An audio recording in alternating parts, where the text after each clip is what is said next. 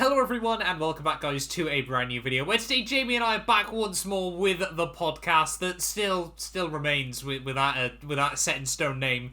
I'm going to promise, ready for after the summer break, Jamie and I will have come up with a real name for this series. But of course the Hungarian Grand Prix, I had originally planned actually to go out halfway through this race, Jamie. And it's a good job I didn't, because for the first time since what, 2019 was an okay race. But prior to that, 2014 was like the last decent Grand Prix we've had here, and I think there were a lot of... 15 was pretty good. 15, sorry, yeah, I got muddled up between the years there. 2014 and 15 were both pretty good, actually. Hungary's delivered some okay races for a track that's awful at delivering Formula 1 races, hasn't it? It turns out. Yeah. But yeah, what a Grand Prix it was to finish off ready for the summer break. Let's... First of all, though, Jamie, how are you doing, buddy? I'm good, yeah. The house no longer has rats in it, so it's all good. Yeah, we keep getting our weekly house updates with Jamie183 as well, along with the podcast. So you... Well, there's no rats in your house anymore, but there are still snakes, are there? Yeah, there's only one snake. Only the one snake. Right. Fair enough, that's alright. Yeah. But have you been up to anything then, particular, since the last time we spoke? I mean, I've been away. That was nice, and I'm going away again tomorrow. Yep. So we really just have to run spreading. We really have to run a very tight schedule on this because Jamie just goes gallivanting around Europe all the time, as well. It's lucky for some, isn't it? Yeah. But anyway, yeah. I mean, the Hungarian Grand Prix. I'll be honest, going into it, you are well aware I'm not a fan of this track to race on or generally to watch either. There were more and more questions being raised, especially after like Formula 3 and W Series, how there was still no action going on about whether the Hungaroring should stay on the calendar, but give it a little bit of sprinkle of water, and things do very, very quickly become interesting around this track. Let's dive in, though, straight away to qualifying. Not the most exciting session in the world until we get into Q3. What were your thoughts? Yeah. I was fuming. He was fuming. I can't even lie. Like, I don't easily get annoyed at F1 usually, especially when people are trying to annoy me. I just don't let it bother me. Oh no, you do. You bite. You take the bait. Until Q3 happened, and then I literally had to turn my phone off because I was getting too annoyed. He actually did. It So, was brilliant. Yeah. I mean, driving too slow in the pit lane, I'm surprised that Red Bull took it so well, to be honest. But I guess it's just part of the game. Like, having reflected on it, Red Bull would do exactly the same thing if they had the chance. And it wasn't Hamilton's fault because Bottas was the one right ahead. But they knew what they were doing. It wasn't like they did a normal outlap because you could tell Hamilton was not warming his tyres up just to hold up the Red Bulls.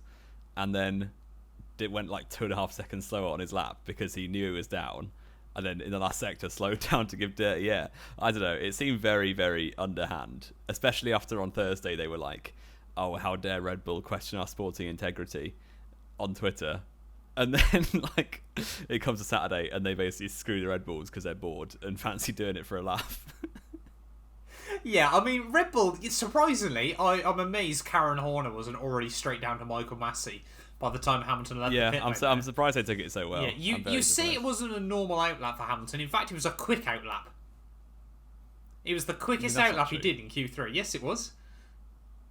I don't believe that for a second. There's even if you data on Twitter. There's data on Twitter if you want it. Oh yeah, because Twitter's opinions matter. Not Twitter's opinions, actual data.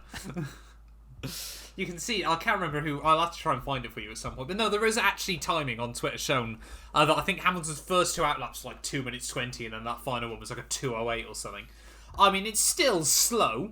Don't get me wrong, but Mercedes had clearly thought about that because all they were going to say if Hamilton got penalised was, well, Bottas was in front of him slowing him down. So they were quite happy just to literally push Bottas under a bus for Hamilton's sake. But that's what you do when you can't score race victories and have less race wins than Sergio Perez and someone else who I'm not going to mention for the sake of spoilers at the start of the Who's watching Grand this Prix. if they're not seen the race? Well, yeah, it begs the question. I mean, if you're using this as your one source of Formula 1 knowledge, if you like live in North Korea or something, then I'm very worried.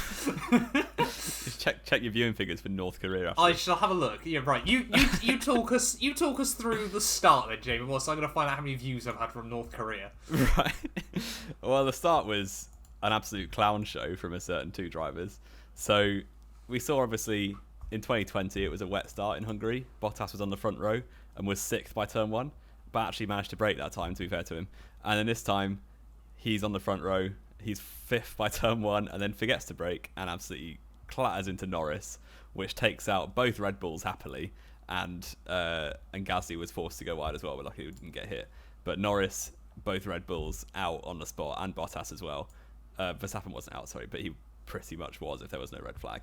And also at the same time, Ricciardo's just chilling, loving life, about to be in second place, probably going to win the race, and then Stroll comes out of nowhere and T-bones into Leclerc and Ricciardo. So every semi-quick car, both McLarens have damage or are out. One Ferrari's out, both Red Bulls are out, Mercedes Bottas is out. So the only decent car left in the race with no damage is Lewis Hamilton, because he's a really unlucky driver and nothing ever goes his way. So, like, yeah, sorry, it was I'm a bit of a clown show. Here. No, nothing at all. No? But yeah, the next fastest car left in the race was probably an AlphaTauri that had to go to last place to avoid Bottas. So yeah, it was a bit of a clown show. I'm very surprised at how little the penalty was, to be perfectly honest, for both of them. Because I'd have thought at least a 10-place grid penalty would have been fine for Bottas and Stroll, but they've gone a 5-place penalty, which is the same as changing your gearbox, despite them wiping out half the grid between them. So, yeah. And when you look at someone like 2018 Spa, Hulk got a 10-place grid penalty for that, which was pretty similar to what Bottas and Stroll did. Except for his was in the dry and he was last. And almost decapitated Charles Leclerc if it wasn't for the halo. Well, that's the point of the halo. Exactly. So it wasn't exactly the same, was it? No, but I think a 10-place penalty would have been fair. I think. Yeah, I said in our chat, didn't I? I said I'll be honest. I thought Bottas was going to get a 10-place penalty. That was going to be my prediction. I think the reason it ended up being a 5 was the fact it was wet. To be honest, if he'd done that in the dry, I don't think they would have given him any sympathy. But we've seen, like, for example, Ricciardo back at Baku 2018, when Lando cut in front of him, obviously, down towards turn 1, which, don't get me wrong, he's completely within his right to do so. You do lose downforce. All the downforce goes instantly. That is still the driver behind's problem. Oh, yeah. So Bottas should have been on the brakes properly. then, right then and there, or at least lifted off at the very least, but he just didn't, for whatever reason. So, obviously, that caused a red flag, a safety car at first, and then a red flag by the end of lap 1. The order, I think, was Hamilton leading, with Ocon and Vettel in second and third, with Latifi up in 6th at that point. So, yeah, anyone who qualified badly just got luck on their side, and apart from Hamilton, who qualified well and got luck on his side anyway. And Giovinazzi. Well, Giovinazzi got out of the way. He pit for dries at the end of the formation lap. Exactly. When it was still far too wet. And yeah, he was completely out of the way, but he was still last. So even Gasly, who massively went wide, and Verstappen, who was driving back with half a car, was still ahead of Giovinazzi by the end of lap 1. Yeah, it was certainly interesting, wasn't it? Yeah, a very exciting start, and obviously neutrals will love it because it's a fun start to watch. Tell you who else will love it, and that's Drive to Survive. Netflix must be loving this year so far, aren't they? Yeah, there's so much to dramatise. So yeah, I'll be amazed if Bottas is in that seat next year, especially when Russell's done very well this weekend, which we'll come on to. But yeah, then the red flag came out, gave Red Bull the chance to slightly fix Verstappen's car, although an entire barge board was still missing. So, like, the fact he was able to carry on and still drive the thing was quite impressive, to be honest. But ended up only getting 10th place, which later became 9th. So, you know what, 2 points could be useful. It's better than retiring the car. So, fair play to him. Yeah, so obviously we had the red flag straight away, rather unsurprisingly. Then, of course, we get to the race restart. And that's where this race kind of takes shape, isn't it, really? It goes mental. So, for those of you that aren't aware, on an outlap like that, you cannot speak to your team. Your team can't speak to you. You can send them a radio message, if I'm right in thinking, Jamie. You can tell them you're going to box, but they cannot respond to you or anything. I think Carlos Sainz actually got a steward's inquiry, didn't he, after the Grand Prix for the team messaging him back. I don't know what happened with that. But... So they're going round behind the safety car. You get to the final corner. Hamilton stays out. You think, okay. Ocon pits. Vettel pits. Everyone else pits behind him. You think this is either going to work out brilliantly or it's going to be a disaster. So we get the weirdest restart in F1 history. Yeah. I mean, the memes for that have already been brilliant. I got a picture of it. I'm going to try and show it on the screen. Yeah, no, if you haven't seen it. I've seen it. Everyone's seen it. Yeah, it was ridiculous. Just Hamilton on the grid on his own. I mean, it's going to be like, it's already probably my favourite meme for the whole season. It's got to be right up there, surely. I mean, the potential there is similar to the one of Hamilton. I think like all the memes are going to just follow the same one as Hamilton sat at that huge dinner table by himself. Yeah, like last year. It's like, there's going to be a new summer sprint Grand Prix with Hamilton and every driver better than him on the grid. Here's a picture of the grid for you. And just stuff like that. But I mean, yeah, as well, you think for content creators, the amount of clickbait you're going to be able to do with that in a few years' time, looking back at the worst Grand Prix of all time, and it won't be Indy 05 anymore, it'll just be that picture of Hamilton the worst grid ever. by himself. I can almost guarantee there's going to be a video on F1's channel this week of like top 10 weirdest grids. Oh yeah, definitely. It's going to be great. But then, of course, yeah, so Hamilton is the only man for the restart, holds the lead into turn 1, fair play to him. George Russell, potentially the cheekiest man in the world, tried to get past everyone else in the pit Yeah, he was lane. about 8th, I think, and came out the pits in 2nd.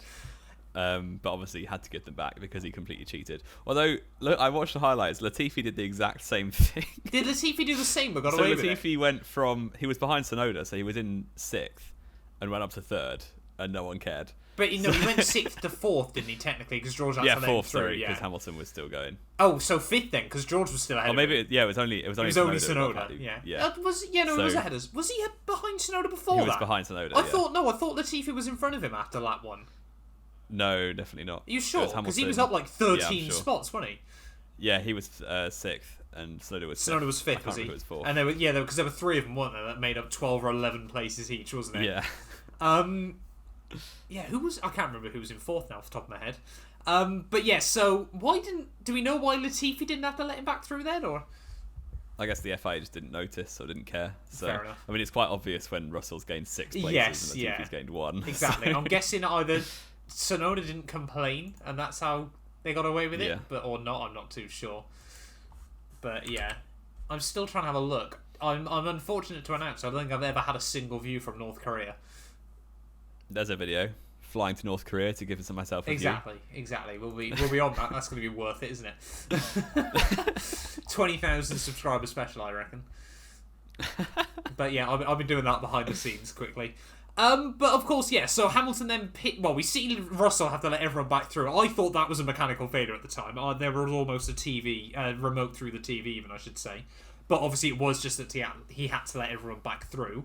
Which means once Hamilton's pit and comes back out in last, rather annoyingly, the race starts to take shape from there, doesn't it? Yeah. So Ocon and Vettel are leading the top 2. And then Latifi's in 3rd. And everyone else is behind him. And Ocon and Vettel are going about 2.5 seconds faster a lap. Until it leveled out about 20 seconds, roughly. In not that long. Maybe like 15. It was about 20 seconds. So they basically won the race. If you haven't seen the race, Vettel and Ocon came 1-2 in the other order that I just said. That doesn't make things difficult at all. But yeah, their pace actually wasn't very good for the rest of the race, but just Latifi did him a massive favour, and so did Alonso at the end, actually, but we'll get onto that as well. But yeah, that was why this race is null and void, because Latifi, all they did was drive fast and Latifi and get lucky at turn 1 to win the race, so Gasly's win is more relevant. Sometimes that's all Formula 1 is about. Just being faster than Latifi. But Gasly's win is more relevant, so we move on. I don't get how you can even, there's 25 points for both at the end of the day, mate. And what a resurgence for the French as well. Oh yeah, the no fact wins they in went, 25 20 years. 25 years, yeah, and there's suddenly 2 different drivers winning, a year. It's mad. Yeah. But yeah, so obviously we see Latifi and quite a few other cars dive into the pits lane, don't we, after that? Really, Ocon, Vettel and Sainz, was it? Stayed Alonso out a was bit on a further. one-stop as well. Alonso was on a one-stop as well, yeah. So we sort of had that 4 at the front. Meanwhile, obviously we've then got Verstappen and Hamilton at the rear of the field trying to carve their way through. One of them was. Well, obviously Verstappen with all his damage. Couldn't really do very much. He had an interesting battle with Schumacher. There was somehow contact, though, in that, which I was very surprised by. Well, why not? Just assert dominance on the driver who's never going to be racing you ever because he's mid. So, well, exactly. Yeah, I thought it was a good move. Obviously, he ran wide at turn 1, which meant he had to give it back, which he did, and then went running outside turn 2 anyway, because he's a really good driver. But it was on a Haas, so does it really count? Exactly. Yeah, so he was basically doing it against a GP3 car from back in the day. But yeah, so Schumacher then sort of just slips back towards the rear. Giovinazzi as well. Can we was say so he made slow. He made basically every wrong call and then spent the whole day nowhere. Like, Yeah. I people thought still when he think was he's the better one than to Raikkonen. pit at the end of lap 1, when he dived in, I thought, that's it, Latifi's going to win this. It's going to be a miracle. We then saw the carnage and think Latifi's got a golden opportunity here, and then does nothing for the rest of the race. You need Giovinazzi, not Latifi, by the way. Oh, potato. Let's be fair, they're both what we They're we're both see next year. unserious, so whatever. Yeah, exactly. But of course then, yeah, so we see Verstappen obviously get past Schumacher. Hamilton then gets past... Oh, Gasly and Hamilton then both get past Schumacher, don't they, as well? Yeah, Hamilton then pits and undercuts, like, everyone, because everyone's getting held up by Latifi. Yep, I exactly. think he was so Hamilton only then comes behind out ahead of Tsunoda. Verstappen and Ricciardo, doesn't he? Yeah. So he was, behind Tsunoda, of Which course, he after that. He overtook pretty quickly, to be fair. And I think we can both admit, after sort of that first, 5 laps, the rest of the Grand Prix was pretty standard Hungary, wasn't it, for the most part? Yeah. All we really saw was Hamilton moving Hamilton moving forwards after that, wasn't it? Yeah, pretty much. Because all the good cars got wiped out at turn 1, so he was the only one left. So yeah, it was a fairly dead race for the middle, like 50 laps. Other than Vettel tried an undercut on Ocon, then Aston Martin gave him a slow stop by about 0.8 of a second, slower than usual. Yeah. And then he came out like right behind Ocon, so if he had a quick stop, he would have took the lead. Made a mistake, didn't he? Yeah. He made a mistake at turn 1, yeah. So any chance was then gone. And then nothing really happened. I think Sainz overruling Ferrari I found quite funny. So they were like pit to undercut Latifi. He was like, no, I'm not pitting because we're going to come out behind the other Williams and it'd be awful. So he just stayed out and then overcut everyone. Basically ended up in 3rd place on the hard tyres though, and Ferrari obviously don't know how to run the hard tyres. Didn't he? So He was at 4th at that point. no, he was 3rd. He was gaining. No, on he was 2 3rd, leaders, wasn't he? Yeah, sorry, he was ahead of Alonso. Yeah. Yeah, you are right. But yeah, so slowly, obviously, we've seen Hamilton then get past basically all the midfielders, with the exception of that sort of top 4. They're running on. What was it really an alternate strategy? Would you say? Yeah. So he pit early and then pit again. Lap They 48 pit late, or didn't something. they? I mean the other 4. Oh, the other 4, yeah. So Alonso and Sainz. Yeah, pit Hamilton very was on the late, alternate. Yeah, there was never really like a normal strategy, was there, this weekend? To be fair, No, not really. You never really can in the rain. So obviously, Hamilton then dives it in lap 48, which, if I'm not mistaken, It was the same lap as 2 years ago.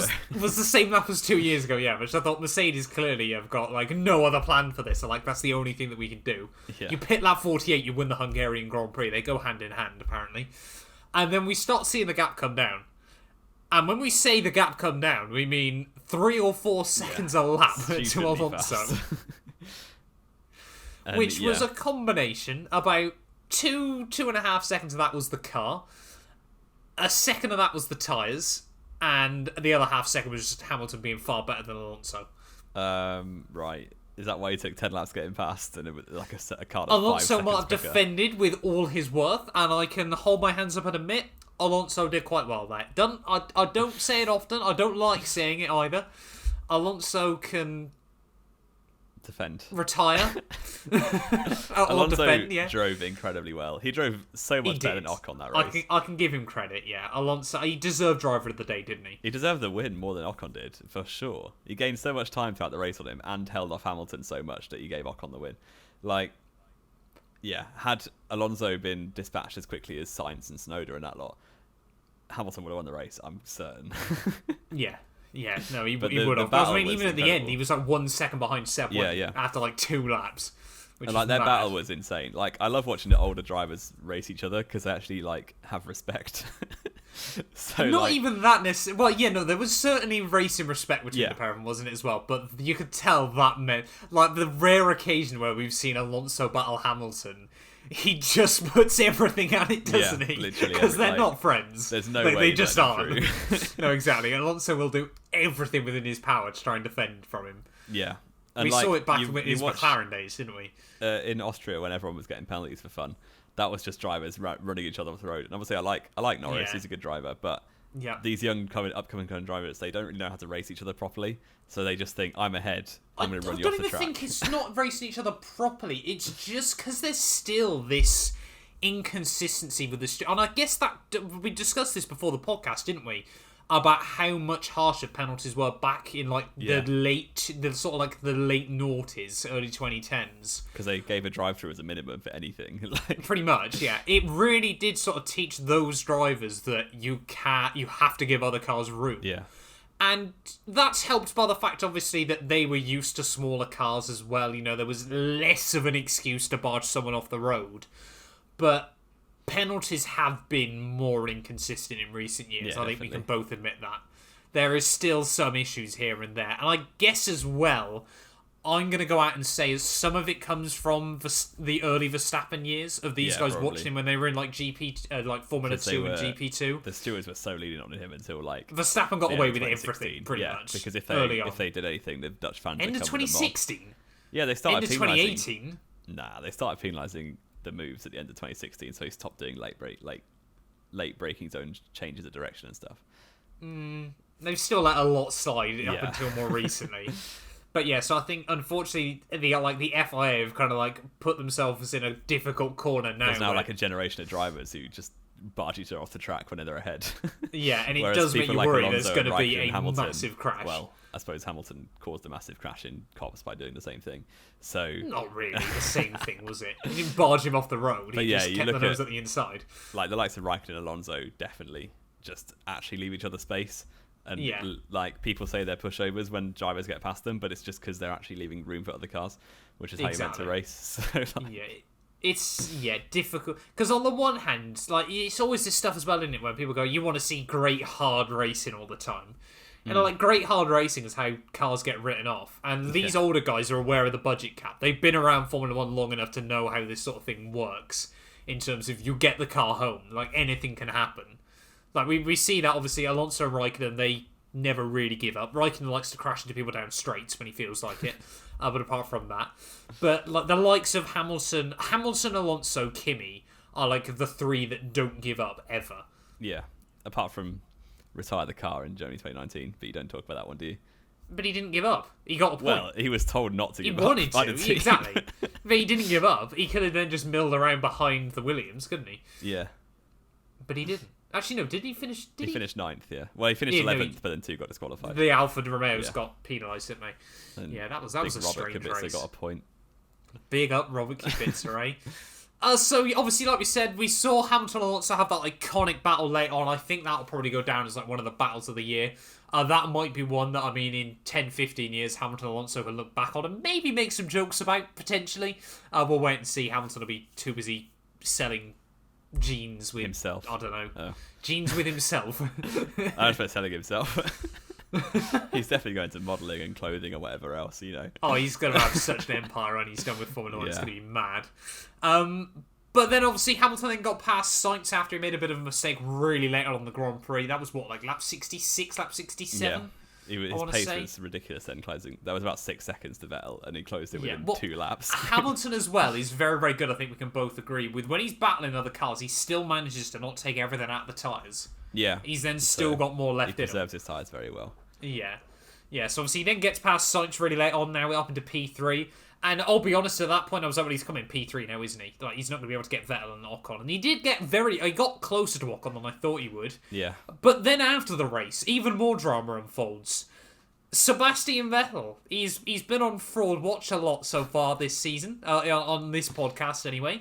He's had quite a turnaround since Monaco, hasn't he? I think we can both admit Monaco that. onwards, he's been fairly good. And this was, I think, the first time this season, with the exception of Bahrain, where he's been... is unlucky the right word? I mean, I guess it is, because there's not much he can do about it, but basically they couldn't present a fuel Be gentle sample. with the right foot? Well, how is he meant to control that? Just put a bit more fuel in? Like, he just drives What do you the mean be car, more doesn't he? gentle with the right foot? How's he meant to control that? It's his feet! No, but how is he meant to control how much fuel the car is using? Like, that's the team's You'd be more job to sort gentle the with fuel your out. right foot. Yeah. But had this happened to Hamilton, you'd be like, oh, the team screwed him. Yes, but you don't see Mercedes make those sort of errors. They don't No. pit their cars when they need to, but they never run out of fuel. Yeah. But, yeah, Exactly. he was unlucky to lose it. Well, it's really stupid, because as of right now, he's still classified in second, because they've appealed it. Yeah. Well, But it was... He got disqualified, and then he got reclassified, Yeah. and now we don't really know what's going to happen. So I'm pretty sure he will get disqualified, but it'll be in like 3 weeks. Yeah. So Exactly, yeah. Give it a couple of weeks. And Yeah. I mean, it is a bit gutting for Seb as well. Because, again, this weekend, I've been really sort of impressed with him talking about, sort of like the rights in Hungary. LGBTQ and all the rights in Hungary and everything like that. And you think fair play to him. Like, Hamilton came out on Instagram, I don't know if you saw this morning, saying next time round, if Seb wants to do it again, he will be with him on it. Like, obviously, he just didn't know Seb was going to do it this weekend. But he said, next time round, get me a T-shirt and I'll wear it with you. Yeah. As well, which is really nice to see. But yeah, so Vettel then gets disqualified, which means Hamilton then gets promoted to P2. Sainz up to P3, which is the second time Sainz has got a podium after a Grand Prix. Which is really strange. Which is, kind of got, incredible, isn't it? 4 podiums ever. 4 podiums now. And 2 of them are after the race finished. 2 of them are after race finishes, and one of them Pierre Gasly won. Yeah, but that was a way like how weird, race, yeah. Like, just how weird a run he's had in Formula 1 with, like, podiums. Even then, Lando Norris got second in the other Monaco's which the only like one. a common occurrence. No, Sainz was second, wasn't he? Lando was third, wasn't he? In the end there. Was he? No. Yeah, I thought Monaco. Lando was second. I'm pretty sure Sainz was second, Lando third. Because I thought it wasn't going to be like, I thought it was Charles Leclerc, Verstappen, Lando. No. You might be right. I think I'm right. And you didn't watch Monaco. I didn't watch Monaco, no. Let me have a look. Results. Oh, Sainz was second. I'll give you that. I'll give you that at the end of the day there. But, so, obviously, we saw then George Russell stop straight after the finish line. Why Seb didn't do that? No, it wasn't the other way around. know. Seb did. What? I think No, Seb didn't. stopped No, into Seb pits. stopped. Russell stopped at turn 11. No, Was it the other way George around? stopped on the start-finish line. Seb made most of the lap and then stopped just before okay. the final 3 corners, yeah. Yeah. So why on earth Seb didn't do that? I don't know. They were probably too busy, like, getting excited, so they forgot to tell him. But, yeah, that meant he got disqualified, so unlucky. Williams probably got a reprimand or something for not doing Parc Fermé properly. But at least they You kept don't have their, to, I don't think. I think you're allowed. You don't think. You're allowed You to. might get a reprimand for it, yeah. I don't think you get penalised, though. No, you won't get a penalty for that. But yeah, Ocon also missed the pit lane because he's never been there Ocon missed the before in pit his lane as life. well, yeah. Well, he has. They always go to the pit lane. He just didn't know what he was doing, true. did he, bless him? Yeah, I mean, they both were just sprinting to the podium, and then Seb got his taken away anyway. So Exactly. Classic JB style, wasn't it? Yeah. From Ocon down the pit straight. You love to see it. And I mean, that's kind of like a big round circle as well, isn't it? Because Alonso really helped him win that race. yeah, Alonso obviously took his first race victory at the Hungaroring for Renault, what is Renault, yeah. It's kind of mad. Things have gone full circle for him. like how many? It's 18 years ago now. That's crazy. Yeah, it's kind of mad, isn't it? Yeah, Like I think Ocon, Tsunoda I think Ocon Tsunoda was still 3. living in a house at that point, 18 years ago. That was before he was in a caravan. Yeah. Which we had to put in there somewhere. Yeah, that's another reason that Gasly is more relevant because he actually grew up in a house. So He grew up in a house, did he? So I think that just proves how much better Ocon is. The struggle. The struggle of Esteban Ocon. But obviously that meant Williams as well. First double point since 2018. You love to see it. It means Haas now are definitely finishing last this year. Alfa Romeo might not beat that either. I don't really know. Alfa Romeo won't beat that. There's no way Alfa are scoring another 8 points this year.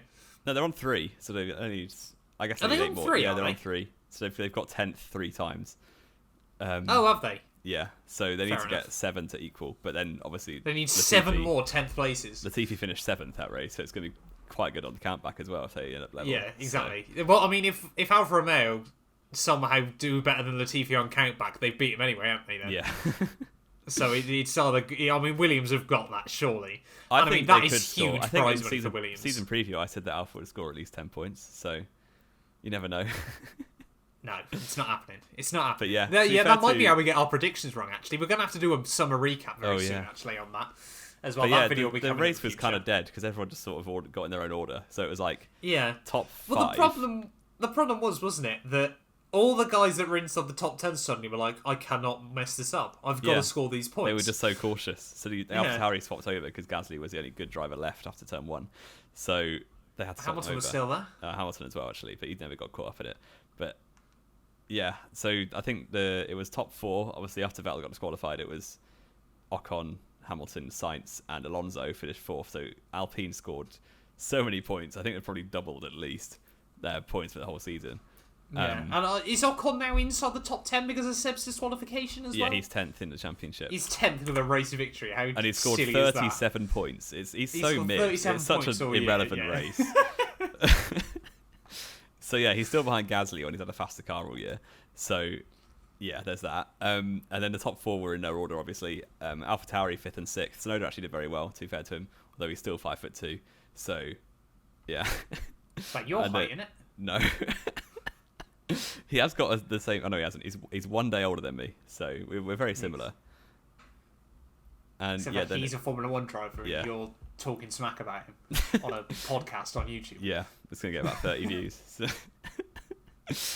Yeah, then the Williams 7th and 8th getting 10 points, which is probably the most points they've scored in a single race since Massa was there in like 17.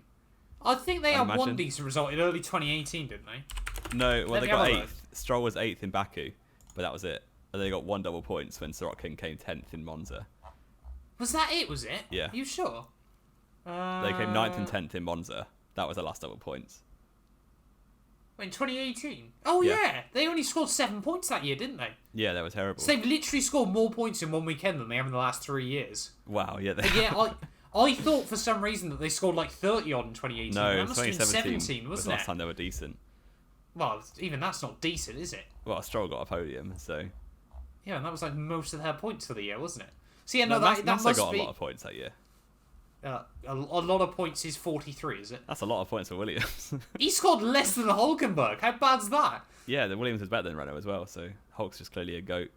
But, well, I mean, I've also just found that Hulk didn't score points for 6 races running, and 4 of those were retirements. Yeah, because Cyril's got no hair. And I'm still fuming about Singapore, but we move on. Oh god, that was just so unexpected. Oh, that was brilliant. But yeah, that was the race. That was the race, yeah. In the end. Yep. Did you see the video of Ricciardo being depressed?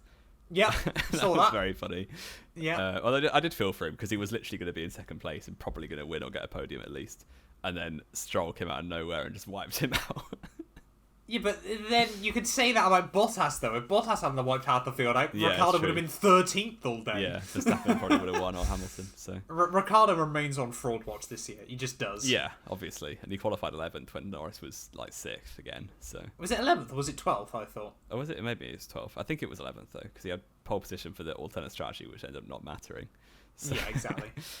But he didn't even have pole position for the alternate strategy because both Mercs were on mediums. Yeah, but we ignore them. So okay, fair enough. Did anything else happen? I don't think anything else happened. I don't think so. No. Oh, Hamilton says he's got COVID again. Well, no, he doesn't say he's got COVID. He thinks he might have long COVID. Because Yeah, I he's was just about to say finding that was excuses. shameful from Alpine that they celebrate that race victory whilst Hamilton has to go for a medical checkup. He could have been dead for all we know. That's so funny. No, I think Hamilton just had a bad race and probably inhaled a lot more exhaust fumes than usual, so he's feeling. Well, exactly, crazy. yeah. I mean, to be fair, you're like, I don't get how he can really get stick for that. Like, you could tell, like, if you watch the podium, like, he clearly was not feeling he was clearly well. not well. Yeah, like, what? How on earth people go, oh, it's just, like, ridiculous, He's isn't him it? milking Like, it to get attention on himself. He's like, mate, he's clearly not in a great place right now. But yeah, Red Bull actually haven't cried too badly. Because, no, was pleasantly surprising. Yeah, I mean, Bottas is a fraud, so he'll be gone next season for sure. Surely he's going to be gone now.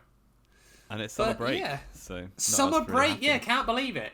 So like we said, obviously Jamie's going to be away next week, so we probably won't be able to get a podcast out. Or if we do, we've got a few plans. We've got like a list of videos that we want to do as well, like on the side of like the main podcast as well. Second half of the year though is going to be intense. Yeah, we've got 13 Grand Prix. No, we've got 13. Is it 13? Wow. Oh no, Australia's been scrapped, hasn't it? But it's going to be Brazil replaced. won't happen either. So. Brazil won't happen, but that'll get replaced as well, isn't it? I mean, we're going to go to Magellan at some point, aren't we? Probably. Let's be fair. It's just going to happen. Let's have a look. So we got Belgium. Then we've got, I think we've got triple header, don't we? Yeah, we have Belgium, Zandvoort, triple Italy, isn't it? Belgium, Zandvoort, Italy, Singapore, straight after that Turkey, straight after that Japan, or not, maybe. Probably not. And then we got a week Olympics off. are going well, so maybe. Exactly. But then we've got a week off, and then we've got another 3 in a row of USA, That's gonna be Mexico, exhausting. Brazil, which isn't going to happen. At least 2 of those won't happen. So. Well, apparently, there's rumours now, isn't there, that there's going to be a Texas Grand Prix as well as a US Grand Prix. Where are they apparently finding a F1... racetrack in Texas? What? Oh, you mean 2 in a row, like the same track? Yeah. Oh, Are you high? I was like, where are they finding another racetrack from? I forgot that. Well, I mean, you got Texas Motor Speedway. That's got a road course. It's shit, but it's got a road course. It's literally, though, genuinely, their road course is you go around half the oval, you do a hairpin into the infield, another hairpin, a huge straight, and then 2 more back-to-back hairpins, and then you go back on the oval, right Sounds where you a bit came like off. Indianapolis. Basically, but worse. Genuinely, Yeah. I'll find you the track map at some point. It's awful. Go watch Caesar's Palace, I say. Caesar's Palace, bring back the hand Grand Prix, as it's known. Yeah.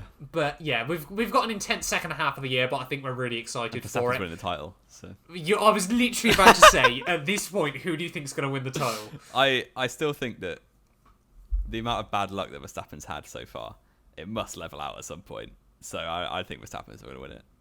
What have you seen? I'm going to say, right, first of all, to answer that question, I'm going to say Hamilton for world title. I've got to, I'm afraid. Yeah. Have you seen, though, apparently, Red Bull have not factored in any budget this year for car repairs? You get money for car repairs. No, it's part of the budget cap still. Yeah, but you get given 250k extra, but obviously costing about half of 3 million to replace the damage of Silverstone. Yeah. So. Like, how have they not thought that was going to happen with Verstappen in your car? By the end of the year, probably. Yeah, definitely. I mean, you say Verstappen in the car. How many crashes has he caused himself this year? Baku should have been gentler on those tyres, bad boy. So it's just other people causing the damage, which is really unfair. But you should expect that in Formula 1. Yeah, obviously no one they should goes through a whole legislate for year it. without someone else doing something stupid. I mean, has Hamilton been taken out yet? Yeah. Silverstone. Shut up. Turned in, mate. I mean, Imola drove himself into a wall. That cost him a front wing. Verstappen also rammed him off the road at the start. Did he? Yeah. But, I mean, we're excited. We should end this, definitely, yeah. There's a lot going on the second half of the year, but I think we're both really, really excited to continue on with it. Belgium next. Absolutely love it there. I was gutted. I was meant to be at Belgium this weekend. I wouldn't have actually been able to watch the Grand Prix had COVID not been a thing. Didn't it get cancelled? I was meant to be... What? The Spa 24. No, it was still going. There just were basically no fans there. It got cancelled last year. Oh, right. But obviously we couldn't go because of COVID and we were on Belgium's red list. Yeah. Yay. But hopefully next year. But thank you all so much for watching nonetheless. Let us know who you think is going to win the world title down below. Comment Lewis Hamilton or Max Verstappen. Give us a name for the podcast as well. Like we said, ready for Belgium. We will have a name for this series. That is a promise from Jamie and I that we will forget until 2 minutes before we start recording, and then we'll mess it up. Exactly. But yeah, we'll be back very, very soon. Anything else to add, Jamie? Not really. Enjoy your summer. No. Yeah, enjoy your summer break, everyone. I don't know why we're saying that. Everyone's been on their summer break or is working like a real person. But yeah, we'll be back very, very soon.